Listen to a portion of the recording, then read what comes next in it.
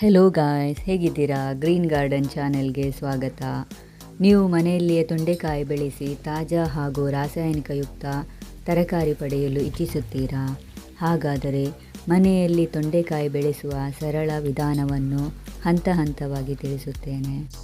ಮೊದಲಿಗೆ ನಮಗೆ ತೊಂಡೆಕಾಯಿ ಬಳ್ಳಿ ಬೇಕು. ಈ ರೀತಿ ದಪ್ಪವಾಗಿ ಇರುವ ಬಳ್ಳಿಯನ್ನು ಮಧ್ಯದಲ್ಲಿ 3 ಗಂಟು ಇರುವ ಹಾಗೆ ತುಂಡು ಮಾಡಿ ತೆಗೆದುಕೊಳ್ಬೇಕು. ಅದಕ್ಕೆ ಮೊದಲು ಸಗಣಿ ನೀರನ್ನು ಸವರಿ ಬಿಸಿಲು ಬೀಳದ ಜಾಗದಲ್ಲಿ ಅಂದರೆ ನೆರಳಿನಲ್ಲಿ ಇಡಬೇಕು. ಸ್ವಲ್ಪ ದಿನದ ನಂತರ ಅದಕ್ಕೆ ಚಿಗುರು ಬರ್ತದೆ. ಆಗ ಈ ರೀತಿ ಒಂದು ಸ್ವಲ್ಪ ದೊಡ್ಡ ಗುಂಡಿ ತೋಡಿ ಅದಕ್ಕೆ ಹಟ್ಟಿ ಗೊಬ್ಬರ ಹಾಕಿ 2 ಗಂಟು ಮಣ್ಣಿನ ಒಳಗೆ ಇರುವ ಹಾಗೆ ಕ್ರಾಸ್ ಆಗಿ ಅಂದರೆ ಬೆಂಡಾಗಿ ನೆಡಬೇಕು. ಸ್ಟ್ರೈಟ್ ಆಗಿ ನೆಡಬಾರ್ದು. ಬಳ್ಳಿ ಬೆಳೆದ ಹಾಗೆ ಬೆಂಬಲಕ್ಕಾಗಿ ಈ ರೀತಿ ಕಂಬವನ್ನು ಊರಬೇಕು.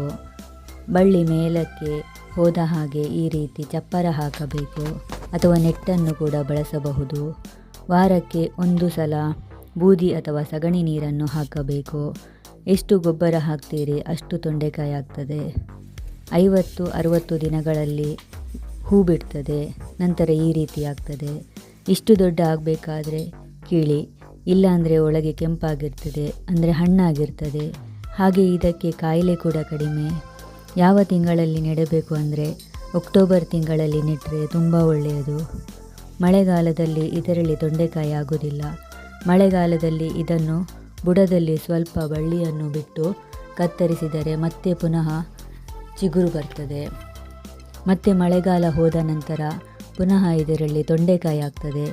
ಇದನ್ನು 1 ಸಲ ನೆಟ್ಟರೆ 3-4 ವರ್ಷ ತನಕ ಇದೇ ಬಳ್ಳಿಯಿಂದ ನೀವು ತೊಂಡೆಕಾಯಿ ಕೀಳಬಹುದು. ನೋಡಿದ್ದೀರಲ್ಲ ಗಾಯ್ಸ್, ಎಷ್ಟು ಸುಲಭವಾಗಿ ತೊಂಡೆಕಾಯಿ ಬೆಳೆಯಬಹುದು ಅಂತ. ನೀವು ನಿಮ್ಮ ಮನೆಯಲ್ಲಿ ಬೆಳೆಸಿ ವಿಡಿಯೋ ಹೇಗಿದೆ ಅಂತ ಕಮೆಂಟ್ ಮಾಡಿ. ದಯವಿಟ್ಟು ವಿಡಿಯೋ ಇಷ್ಟ ಆದರೆ ಲೈಕ್ ಮಾಡಿ, ಶೇರ್ ಮಾಡಿ, ಸಬ್ಸ್ಕ್ರೈಬ್ ಮಾಡಿ ಪ್ಲೀಸ್. ಧನ್ಯವಾದಗಳು.